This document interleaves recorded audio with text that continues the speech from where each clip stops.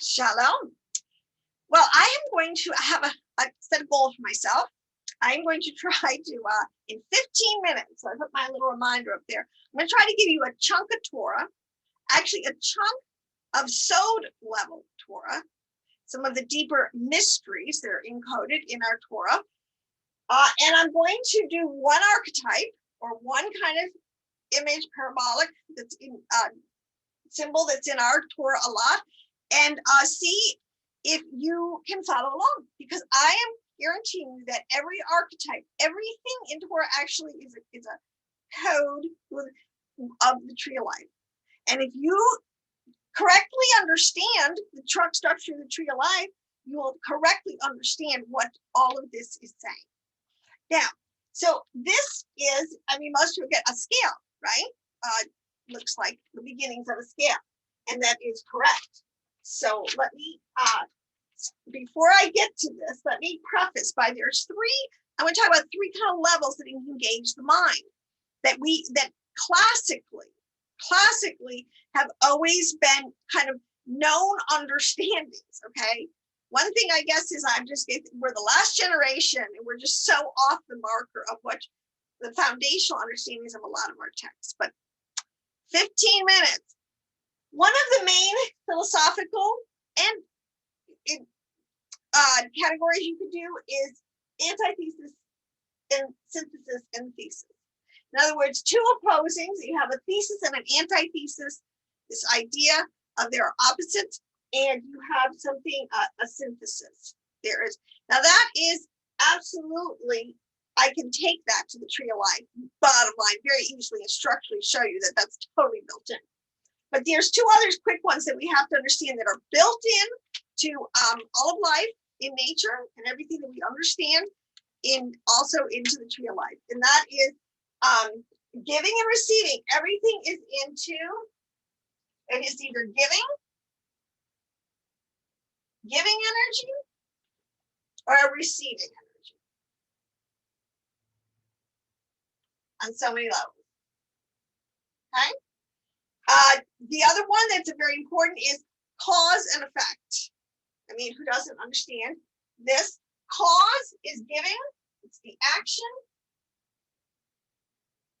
And well, effect is exactly what it says. E-F-F-E-C-T, what's going to come about, because that cause and effect. And most cause and effect on the Parashah level is pretty easy to get. And the last one I want to say, and above all the archetypes, this is one that really needs to be correctly recalibrated in the mind of Ephraim, aka the mind of the Christian. Why the Torah is written and needs to be understood in the concept of male and female. And you have over here, you have the male and you have the female. Foundational, structural, the way the Torah is built, a lot of the parables, the analogies, and then they're using these core principles.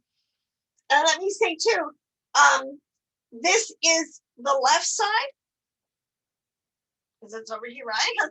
This is the right side. When Yahweh has a right hand and a left hand, or whatever, left foot, right foot, it's very basic. Follows a simple archetype. All right. So as we go into this, what I want to say is there are a lot of verses that talk about being weighed in the balances. It is a pretty established Old Testament, and it's reiterated in the New Testament, and it has more than two witnesses. So it has three or more witnesses. So it's very established. This image here, let's just weigh in on if I Daniel 5:27, one most famous, where the story with Persians are coming in. Who was the king? Gosh, it's totally, I can't remember in my brain now. And this hand comes out of nowhere at a dinner party because he is totally profaning the holy objects, the holy temple artifacts. And the father's like had enough. He had a supernatural experience, and the handwriting came out on the wall and wrote these letters. And the only person who could interpret it was the prophet, the seer, the person who had the highest level wisdom and understanding of these arcane concepts and codes. and could decipher it for the king, and said basically, well, what the writing on the wall said, you've been weighed in the balances, and dude, you've been found wanting. In other words, the gig is up. And within 24 hours, the gig was up. His kingdom was taken from him in a very abrupt and rather ingenious way from the other side. So this is, a very established principle. Let me give you 2 more verses. Job, which is a wisdom book and should always be read as a wisdom book because it has some tremendous remezes that will help bring you into these levels, these soul levels.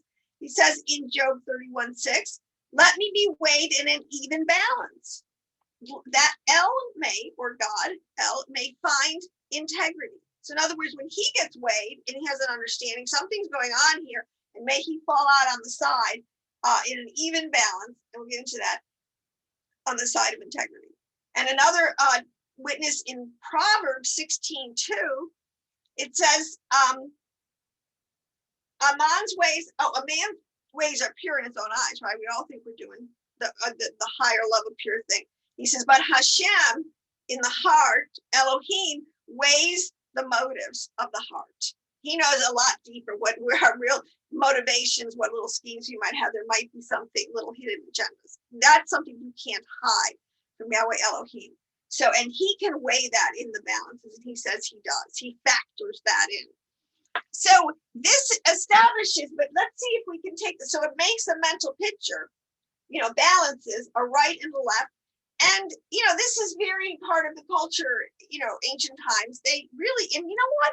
They were, I gotta say this, plastics ruining the planet. They at least had the wisdom to use royal raw materials, stone and marble and real gems and things. I mean, they didn't. So anyways, so weighing things in the balances has many levels of understanding. But as an archetype, as 3 verticals, does it fit our archetype number 1? And I want to tell you, this does, and it is called, this whole concept is called the 3 fathers. There are mystically, the sages have put together certain phrases that they know what they're talking about. And you better not just try to make something up about it unless you're in the club. So they got something called the 3 mothers and the 3 fathers. And it has totally to do with the letters and the positions of them. All right. But these 3 fathers represents the 3 pillars that you get out of the tree of life. That's exactly what it represents. There are 3 pillars which you can make automatically. This is known as the middle pillar. This is the right pillar, and this is the left pillar. Okay. This is the right side. This is the middle. This is the left side. The left hand, the left arm, the left shoulder. Everything about him. Okay, that's what it. So it fits. So our archetype absolutely fits on the tree of life. And now let me just say, weighed in the balances is a system that's set up that's going down here. The motives, the intentions. This realm where these quote unquote balances fall out, this literally is a place. Yes, they are physical. We will get down always into the physical, but this is a place where Yahweh just said that he would weigh the intentions of the heart, that he can, which is going on right here in this world that's just above our psychological level. Thoughts that we have that are right above our nefesh. These are all things, these relationships are very deep and thought through and beautiful and worth noting, duly noting. No other foundation can a man lay than that which has already been laid, the 32 paths of wisdom. So let me get back to this. So we know, so what we have here, this is the middle pillar, and it starts up here with this keter, with the always at the top. This is the dot. This is the the point.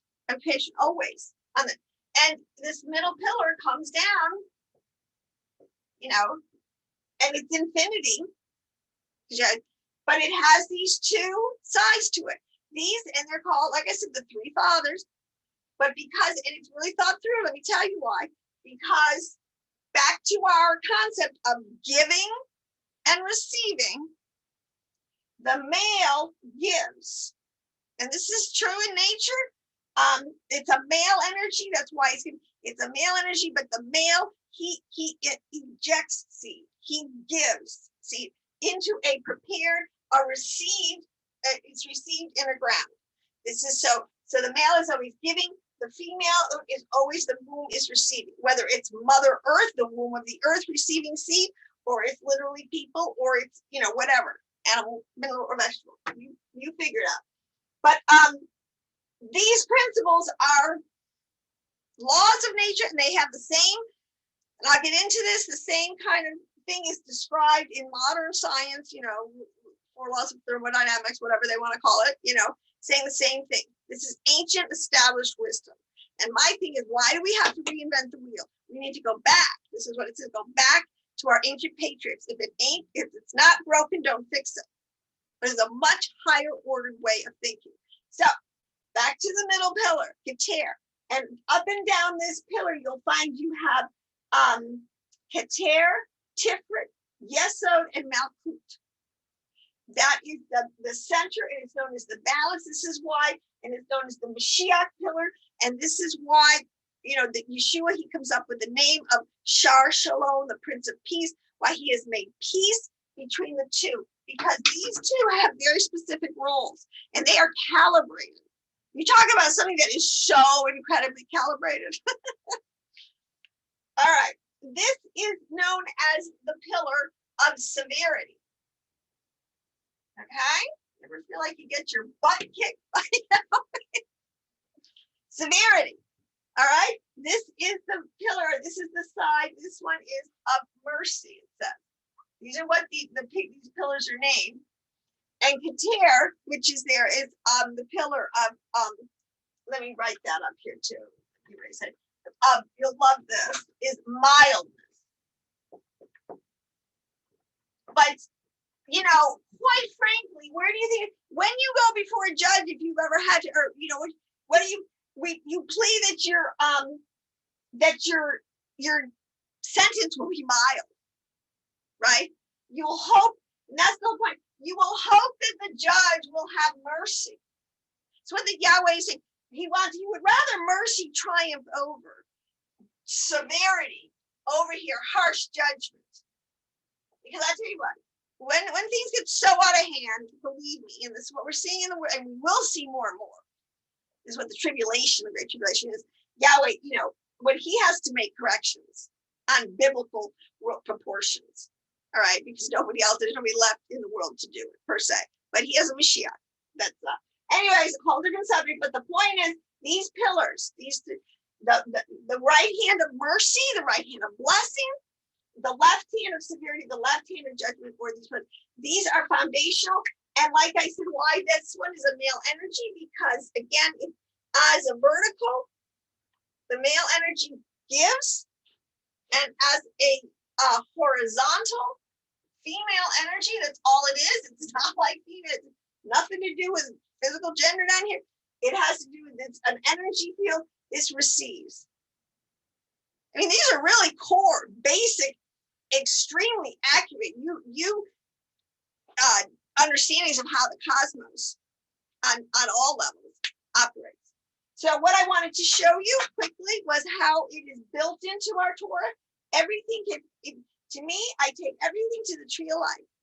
If it fits, if I'm not trying to put a round peg in a square, then I know I have the correct archetype understanding, and it just releases that gnosis, that light, that understanding, and I can have rest. I can have peace because I know I walk in the truth. So I hope that blessed you. Sign up for classes. I have a YouTube channel, a lot of free videos. Like, subscribe, a full website that has a lot of great information, also with some blogs and audio classes. So take advantage of it all. And most of all, these are serious times. So be doing the Father's will. Be cultivating His garden. This is knowledge at the level of the Garden of Eden when He comes. Shalom, shalom.